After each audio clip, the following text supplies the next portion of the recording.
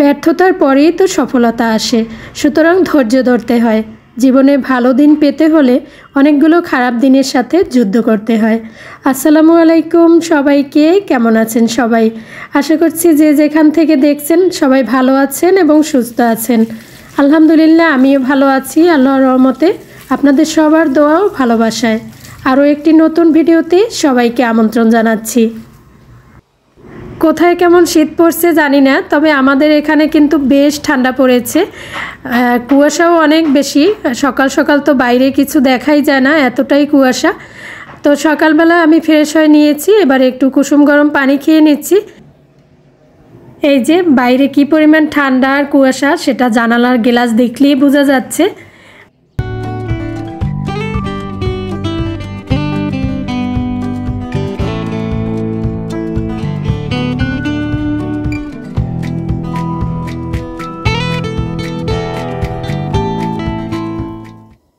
হঠাৎ করে অনেক বেশি শীত পড়েছে, তাই না? শীত যখন শুরু হয়েছিল তখন কিন্তু শীত মনেই হচ্ছিল না যে শীতের দিন চলে এসেছে। তো হঠাৎ করেই অনেক বেশি ঠান্ডা পড়ছে। তো এই ঠান্ডার মধ্যে বাসায় যদি ছোট বাচ্চারা থাকে বা বয়স্করা থাকে, তাদের প্রতি কিন্তু একটু বেশি যত্নশীল হওয়া উচিত। বিশেষ করে বাচ্চাদের প্রতি বেশি যত্নশীল হওয়া উচিত, কারণ ওরা তো কথা শোনে না। দেখা যায় যে ওরা শীতের পোশাকটা পর্যন্ত পরতে চায় না। তো যাদের বাসায় ছোট বাচ্চা আছে তারা অবশ্যই ওদের দিকে খেয়াল রাখবেন, আর বয়স্কদের প্রতি তো অবশ্যই খেয়াল রাখতে হবে। তো ক্যামেরার পিছনে কিন্তু আমি সকালে নাস্তাটা তৈরি করে নিয়েছি, আর শীতের সময় তো একটু ফিরনি পায়েস এই জাতীয় খাবার খেতে ভালো লাগে সকাল সকাল। তো আমি ফিরনি পায়েস তো বানাইনি, বানিয়েছি সেমাই, সহজ রান্না আর কি। তো সেমাই রান্না করে নিয়েছি, সেই সাথে রুটি। আর মাহির বলছিল আজকে ডিম সিদ্ধ খাবে, তো ডিম সিদ্ধ করে নিয়েছি। আর তো সাথে আছে চা।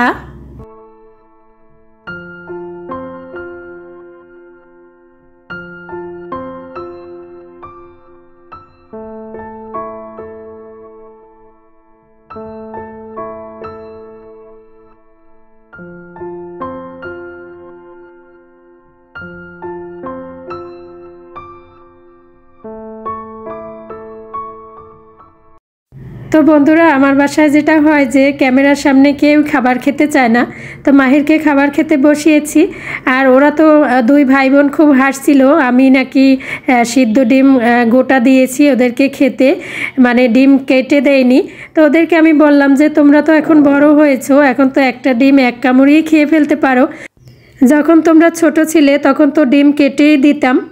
তো ওরা বলছিল মা তুমি ডিম দিতেও জানো না, গোটা ডিম দিয়েছো খেতে। তো এটা নিয়ে ওরা খুব মজা করছিল, হাসছিল। তো যাই হোক, খাবার খাওয়া হয়ে গেছে, এরপরে ডাইনিং টেবিলটা আমি পরিষ্কার করে নিয়েছি। তারপর একটু বারান্দায় আসলাম, সূর্যি মামা উকি দিয়েছে। আর শীতের সময় রোদ উঠলে কিন্তু অনেক বেশি ভালো লাগে।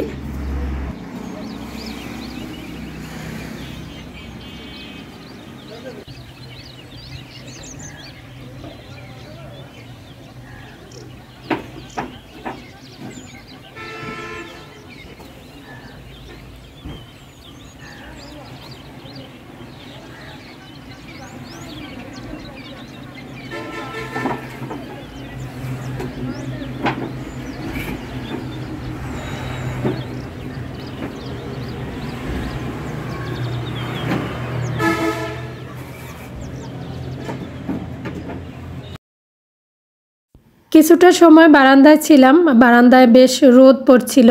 আর শীতের সময় রোদ পোহাতে তো খুব বেশি ভালো লাগে। শীতের দিনে যদি মেঘলা মেঘলা থাকে, রোদ না ওঠে, তখন কিন্তু খুব বেশি খারাপ লাগে।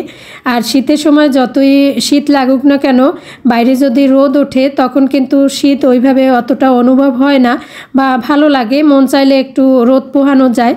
তো শীতের সময় আমার আসলে ওই মেঘলা দিন ভালো লাগে না, শীতের সময় রৌদ্রোজ্জ্বল দিনই ভালো লাগে। তো এরপরে এই তো ঘরের কাজকর্ম সব গুছিয়ে নিয়ে দুপুরের রান্নাবান্না করব। আর এটা ছিল শুক্রবারের ভিডিও। গত 2-3 দিন আমাদের এখানে বেশ মেঘলা মেঘলা ছিল, আর শীতটাও অনেক বেশি পড়েছে।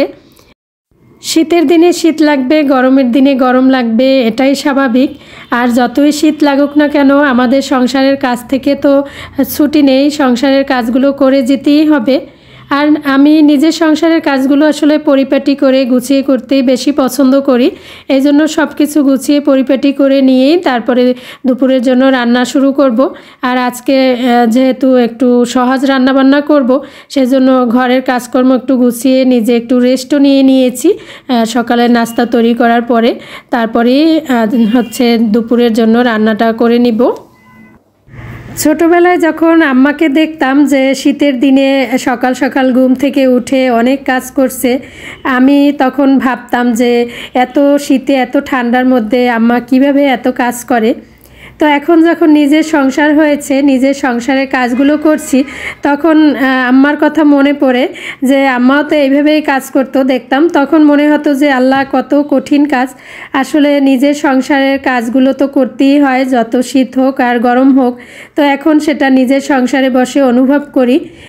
ছোটোবেলায় যেটা হতো যে সকাল সকাল ঘুম থেকে উঠতাম না, মানে যখন পরীক্ষা শেষ হয়ে যেত, ফাইনাল পরীক্ষা, তখন তো আর লেপের মধ্য থেকে উঠতামই না, লেপ মুড়ি দিয়েই থাকতাম। সকাল সকাল ঘুম ভাঙলেও ঘুম থেকে উঠতাম না।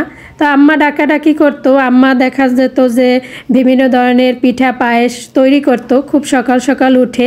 তো ডাকতো যে গরম গরম খেতে ওঠো, তো উঠতাম না যে শীতের ভয়ে। আর এখন সেই কথা ভাবি যে নিজের সংসারে ওই শীত বা গ্রীষ্ম কোনো কিছুই অনুভব হয় না। ভাবি যে কখন নিজের সংসারের কাজগুলো তাড়াতাড়ি করে সেরে ফেলতে পারবো, তাড়াতাড়ি কাজ সেরে ফেলতে পারলেই মনে হয় শান্তি লাগবে। এজন্য খুব সকাল সকাল ঘুম থেকে উঠে সংসারের কাজগুলো গুছিয়ে করার চেষ্টা করি।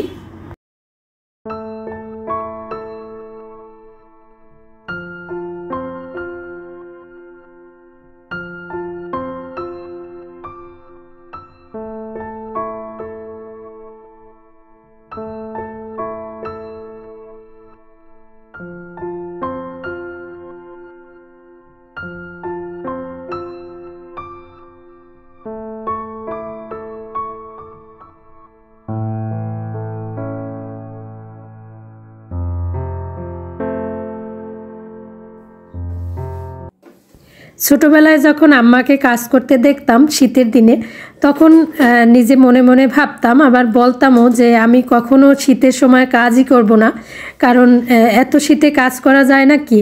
শীতের সময় তো লেপ মুড়ি দিয়েই থাকতে হয়, শীতের সময় কি কাজ করা যায়? তো এখন মনে হয় যে সেই কথা, যে ছোটোবেলাটা না কত সুন্দর ছিল না? তখন লেপ মুড়ি দিয়েই শুয়ে থাকতাম শীতের সময়। সকালে উঠে হয়তো তাড়াতাড়ি করে একটু নাস্তা খেয়ে আবার লেপের মধ্যে ঢুকে পড়তাম। তো ছোটোবেলার দিনটা এভাবেই কেটেছে। তো যাই হোক, আমি সকালে সব কাজ গুছিয়ে গোসল সেরে এরপরে চলে এসেছি রান্না করতে।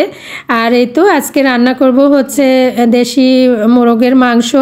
আর মাংস রান্না করলে তো আমার বাসায় পোলাও রান্না করতেই হয়। আর অফ ক্যামেরায় আমি কিন্তু ডাল বসিয়ে দিয়েছিলাম, যখন অন্যান্য কাজ করছিলাম তখন ডালটা বসিয়ে দিয়েছিলাম। ডাল রান্না করতে তো আর কাছে বসে থাকতে হয় না। তো ডালটা ফোড়ন দিয়ে নিয়েছি, এখন বাকি যে রান্নাগুলো করে নিব।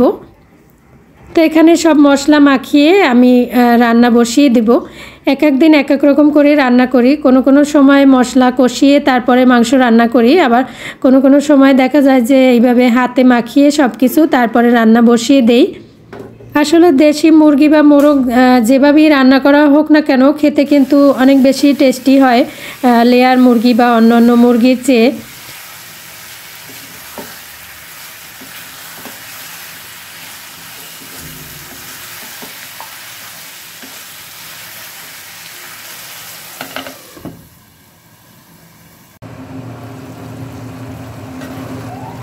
মাংসের মধ্যে আমি 2টা আলু দিয়েছি। মাংসের মধ্যে আলু দিলে আমার কাছে খেতে ভালো লাগে, তো আপনাদের ভাইয়া হলো মাংসের মধ্যে আলু দিলে পছন্দ করে না, তাই অল্প করে দিয়েছি। আর এই তো পাশের চুলায় কিন্তু পোলাও রান্না বসিয়ে দিয়েছিলাম। আর গাজর দিয়েছি যেহেতু, এই জন্য পোলাওয়ের কালারটা কিন্তু একটু লাল লাল হয়েছে।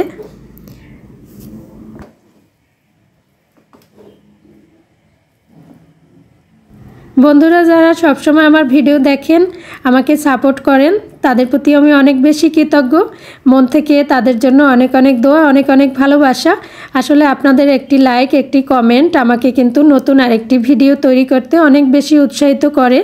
তো গতকালকে একজন আপু না ভাইয়া আমি জানি না কমেন্ট করেছে, অনেকগুলো ভিডিও দেখে কমেন্ট করেছে। তো আপু লিখেছেন যে আপনার ভিডিও দেখতে খুব ভালো লাগে, আপনার রান্না দেখতে খুব ভালো লাগে, বেশি বেশি রান্নার ভিডিও শেয়ার করবেন।